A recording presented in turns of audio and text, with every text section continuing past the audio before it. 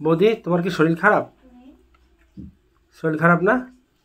সকালবেলা শরীর খারাপ লাগছিল, সকালবেলা লাগছিল গো আমার বৌদির শরীর খারাপ। আর এই যে তোমাদের গরিব কাকি হাই বলে দাও। আর হচ্ছে এটা আমার হচ্ছে, আমি কে হই তোমার?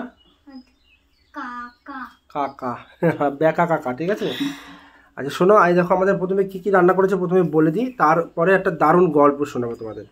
এই দেখো আমাদের রান্না করেছে ডাল, আর হচ্ছে শুক্তো, আর হচ্ছে ভেন্ডি আলু তরকারি, আর উস্তে ভাজা, ঠিক আছে। তো এই দেখো আমি এখনো খাওয়া শুরু করিনি, আমার বৌদি খুব শরীর খারাপ তো এই জন্য খাওয়া শুরু করে দিয়েছে আগে।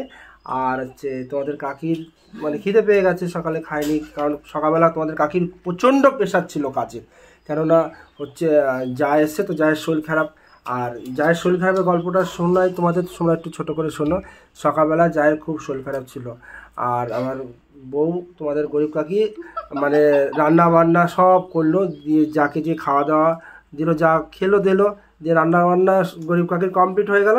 তারপরে আমার বৌদির শরীর পুরো সুস্থ হয়ে গেল, কারণ আমার বৌদি বেড়াতে এসছে। তোমার বাড়িতে যদি কি অতিথি বেড়াতে আসে, কাজ করতে আসে, তাহলে জানে কাজ করাবে, এই জন্য একটু নাটক হালকা করে দিল। সকালবেলা প্রচণ্ড শরীর খারাপ, উঠতে পারছে না বিছানা থেকে, পেট মোড়াচ্ছে, খেতে পাচ্ছে না, পাকস্থলী মানে কুচকে গেছে, এমন ভাব করছে, ঠিক আছে তো।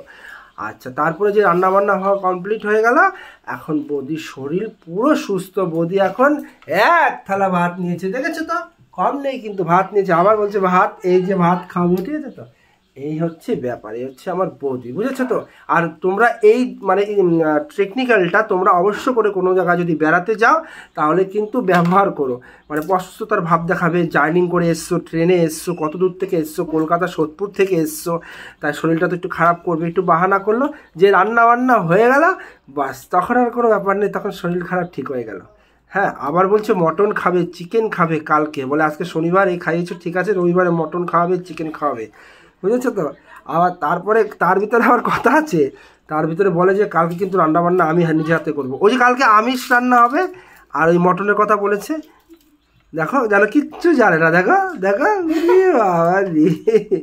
এই বুদ্ধিটা কার কার জানা ছিল অবশ্য করে কমেন্ট বক্সে বলবে, আর কে কে বুদ্ধিটা পরবর্তীকালে ব্যবহার করবে তাও কমেন্ট বক্সে অবশ্যই করে বলবে, ঠিক আছে তো।